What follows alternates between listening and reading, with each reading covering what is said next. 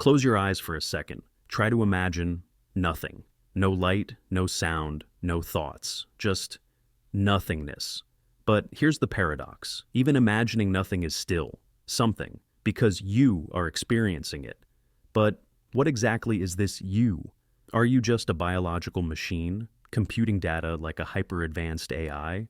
Or is there something beyond neurons and chemical signals, something we still can't explain? Welcome to Beyond Human, where we dive deep into the evolution of consciousness, the mysteries of self-awareness, and the future of the human mind.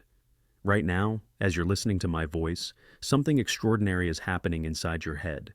Electrical signals are flashing through your brain, neurons are exchanging information, and yet, somehow, all of this produces an experience, a feeling, a sense of being you at this very moment. But here's the catch. Science still cannot fully explain how this happens. The philosopher David Chalmers calls this the hard problem of consciousness. According to him, neuroscience can tell us how the brain processes information, but it doesn't explain why we actually experience anything. Why does the color red feel like red? Why does pain hurt? Why is music beautiful? Think about a super advanced AI. It can recognize objects, solve problems, and even mimic human speech. But does it experience the world the way we do? Or is it just simulating intelligence without true awareness? This is the mystery. And it's a question that has puzzled scientists, philosophers, and even physicists for centuries. One of the most controversial ideas comes from Daniel Dennett, a cognitive scientist who believes that consciousness is just a trick, an illusion created by the brain. According to him, there is no inner self experiencing the world. Instead, consciousness is just a collection of processes, like software running on a computer. The brain creates a narrative to make sense of reality, but there is no real you inside. In other words, we are just biological machines. Extremely complex, yes, but still just machines. But if that's true, why do we feel so real? Why does pain, love, fear, and joy feel so intensely personal? Neuroscientist Giulio Tononi offers a different theory, the Integrated Information Theory, IT. He believes that consciousness arises when a system is able to integrate a massive amount of information in a structured way. The more connected and complex the system, the more conscious it becomes. So, in theory, a highly sophisticated AI with a vast web of connections could become conscious if it processes information in a meaningful way. But does this mean that consciousness is just complex computation? What if the brain is just a super powerful computer running in an extremely advanced mode?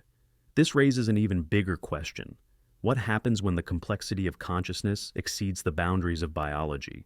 Does it continue, or does it break down? But what if consciousness isn't just about neurons or computation at all? What if it's something deeper, something fundamental to the universe itself? This is the idea proposed by Roger Penrose, a Nobel-winning physicist, and Stuart Hameroff, an anesthesiologist.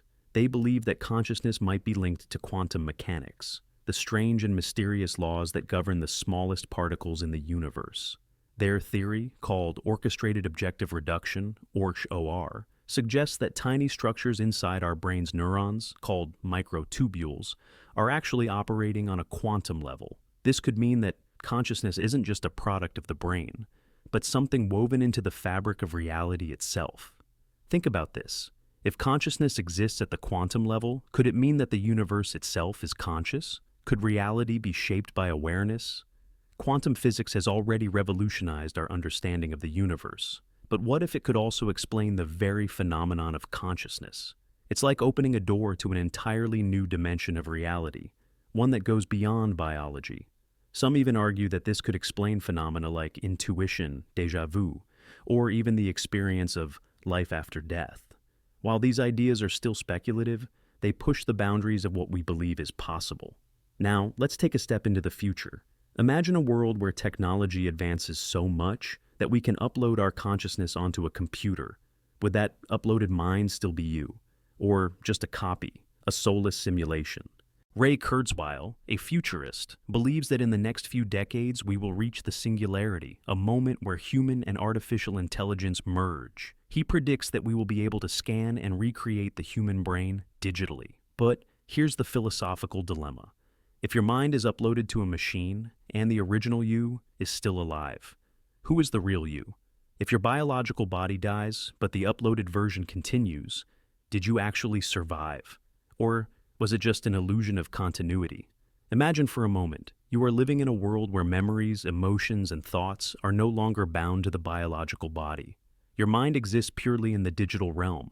What would that feel like? Would this digital version of you have its own awareness? Could it form new memories, experience growth, or evolve into something entirely different? This is where science and philosophy collide. And right now, we don't have a clear answer. But what we can ask is, would you want to live forever this way? As we stand on the brink of incredible technological advances, we are beginning to ask profound questions about the future of consciousness. Could machines become conscious? Will we be able to upload our minds? And if we do, will that still be us? What happens to humanity when we can manipulate our consciousness at will? Will we transcend our biological limitations, or will we lose something crucial in the process? Perhaps we're already beginning to evolve into something beyond human. The quest for artificial intelligence, the exploration of quantum consciousness, and the drive to extend our lives through technology may one day merge, creating a new form of awareness, one that exists not just in flesh and blood, but in digital realms, artificial constructs, and maybe even the quantum field itself.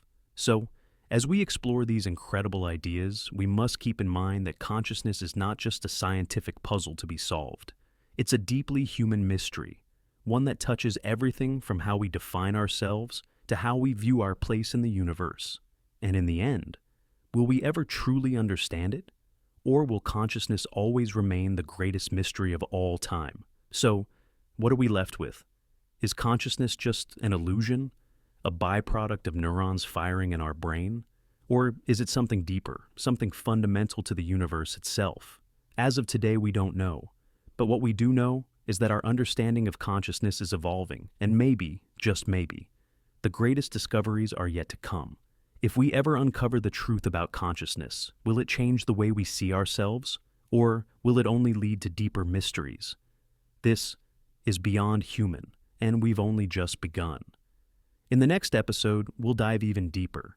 Can artificial intelligence truly become conscious? Or is it destined to remain just an imitation of human thought? Stay tuned and stay curious.